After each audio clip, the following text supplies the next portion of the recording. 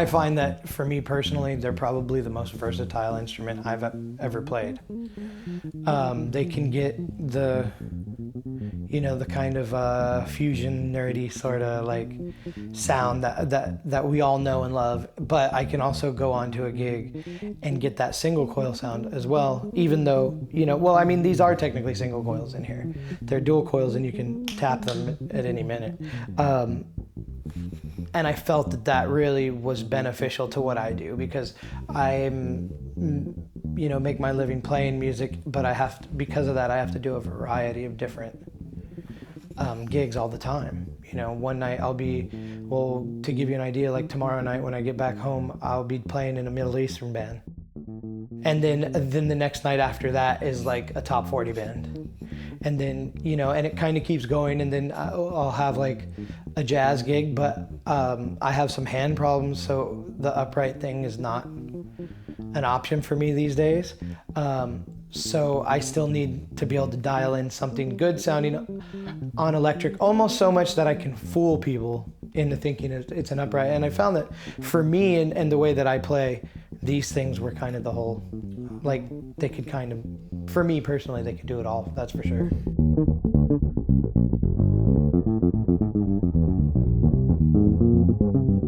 This has kind of been my go-to lately. I used to, George, when I first got it, he's like, do you like the way it sounds passive? I'm like, yeah, it sounds great passive. He's like, okay, now you really want fun, crank everything. Because they don't distort very easily. And so I would crank everything, and you'd get like this great tone.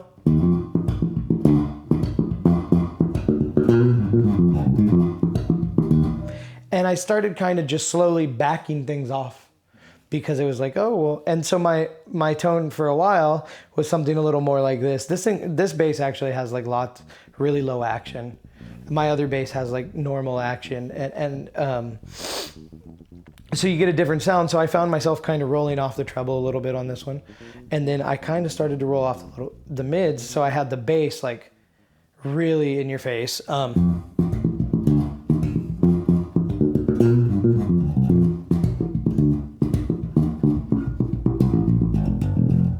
Right, and then all of a sudden I'm like, well, it always is a little boomy. And so I just started I kind of started backwards. A lot of people are like, I'll turn everything off and slowly turn everything on. But because of George Furlanetto's advice at S-Bass, he's like, just try them all the way up. And it sounded good, but now I'm finally finding. So right now I kind of keep the bass and the treble, in the mid-range in the same spot. And then the trebles backed off a little bit, And I find that if I want to add treble, for some reason I lean towards the tone knob as opposed to the actual treble knob. To add it, and I just like those frequencies. And then you have full on both pickups, right? Yeah, for right now, yeah.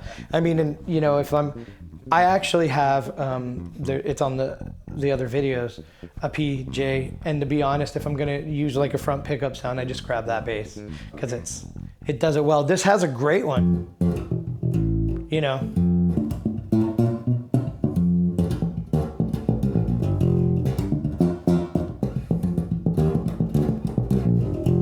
It has a great front pickup sound, so I'm not knocking it. But when you have that actual P pickup on another F bass, why? I'm kind of spoiled. Yeah. Pretty. I guess it's also like the P pickup, it becomes more natural. Yeah. You turn on, I think we were talking about that earlier, we turn on that P pickup, and it changes the way I play even, So. So mostly two pickups all the way up. Do you have any other settings that you use? Yeah, I've always, a lot of people roll all the way to the back, and for me, I like the sound, but I like to actually roll I like to roll the front pickup in a little bit more, and that's one of the things that I discovered once I got rid of the blend knob. I used to have the master volume in the blend, and I really like that, and I kind of miss it, but I can get such a better blend, I feel, like a truer blend, I don't want to say that but yeah. I guess you can get more detailed as well. Yeah. Yeah, and I do. I know that I don't want the front pickup here. I want it there. Like, and I think that that's really cool because you can't get that kind of intricacy with just a master volume and a blend knob. Oh, what is the wood combination based on? Okay, yeah. This is just ash. This is like what F basses are almost known for. Like you get Northern ash, right? Northern ash. I've had some people refer to it as baseball bat ash, and I'm like, sure, it's a really good sounding baseball bat though.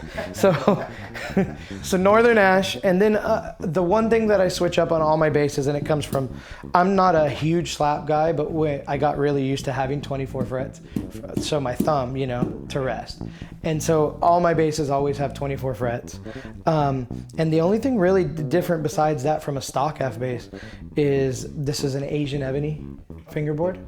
Where usually the stock one is the maple. And the funny story is that I used to have just a stock BN5, and I got rid of it to have this thing made because I'm like, it's almost perfect. I mean, it came to me almost perfect. And what's funny is I changed the fingerboard.